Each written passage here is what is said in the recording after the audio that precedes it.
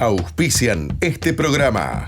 ALZ Agro, Crow, Peláez y Asociados, Nucid Semillas, Sociedad Rural Venado Tuerto, RAGT Tobin, Cuichigaveglio Seguros y PCBA, Instituto de Promoción de la Carne Vacuna Argentina.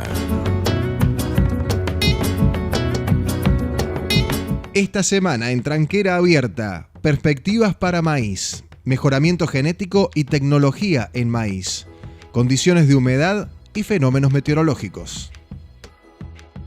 Bienvenidos a una nueva edición de nuestro programa y comenzamos a transitar, parte de lo que fue nuestra cobertura del Congreso de APRESID en La Rural, en Buenos Aires. Estuvimos hablando con el presidente de Maizar, Federico Zerboni, porque hay varios temas vinculados con el cultivo de maíz que van a formar parte de este programa. Uno de ellos son las perspectivas, un escenario, un ambiente, un clima, tanto de negocios como directamente meteorológico, muy diferente entre este año y lo que veníamos viendo años anteriores. Federico Zerboni de Maizar nos decía lo siguiente. Sí, por suerte es muy buena este año, cambiaron muchas cosas. El año pasado, a esta altura, todavía había muchas dudas sobre la chicharrita.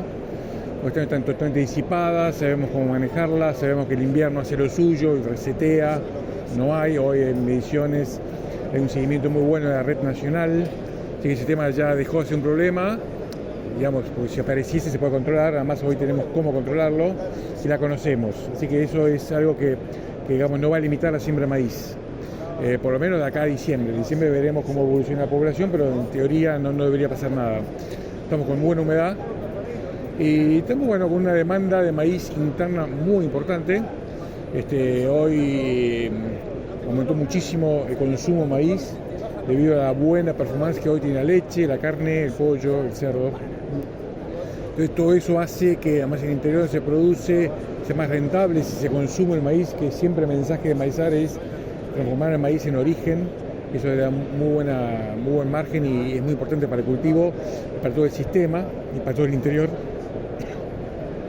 Sí, hoy ya tenemos una perspectiva, por lo menos recuperando todo el área que se había perdido por Dálvulus el año pasado, y creemos por la venta de semillas que hay que se va a incrementar eso. Así que estamos esperando una muy buena campaña. Y déjame decir también que la soja sigue siendo más perjudicada por retenciones, porque tiene el 26% contra el 9% que tenemos nosotros, 9,5% del sorgo. Por lo tanto, eso hace que también sea menos rentable la soja, precios internacionales no buenos, todo lo que ya sabemos, lo que hace que la soja en muchas zonas siga no siendo rentable. Así que el maíz tiene una gran oportunidad este año de incrementar el área.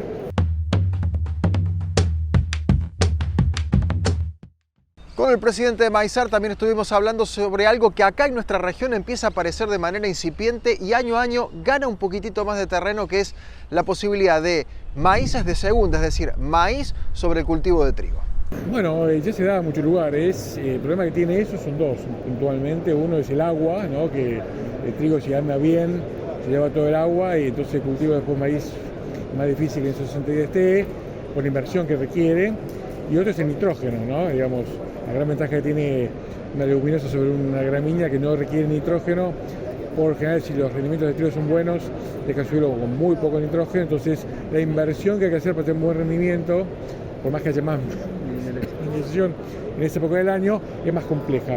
Pero este año en mi zona hubo maíces tardíos sobre el trigo que por la sequía estaban destruidos.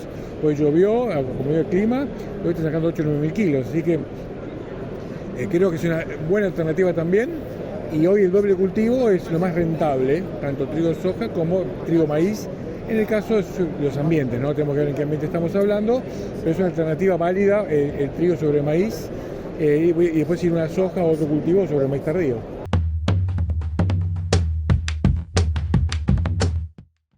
Finalmente, con Federico Zerboni de Maizar hablamos sobre las propuestas de agregado de valor, de escalar en la cadena de transformación del maíz que está proponiendo la entidad.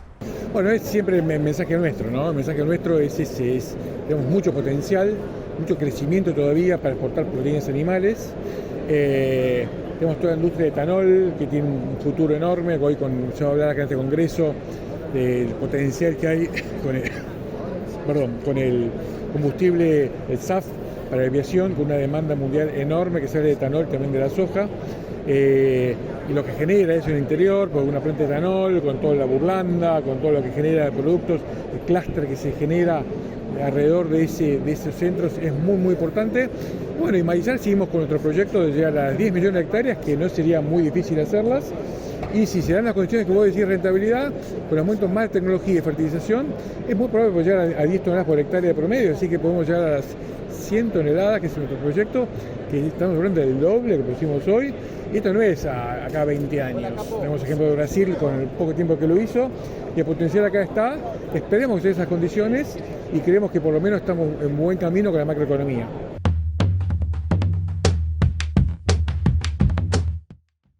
Hacemos la primera pausa en nuestro programa, ya seguimos con más Tranquera Abierta.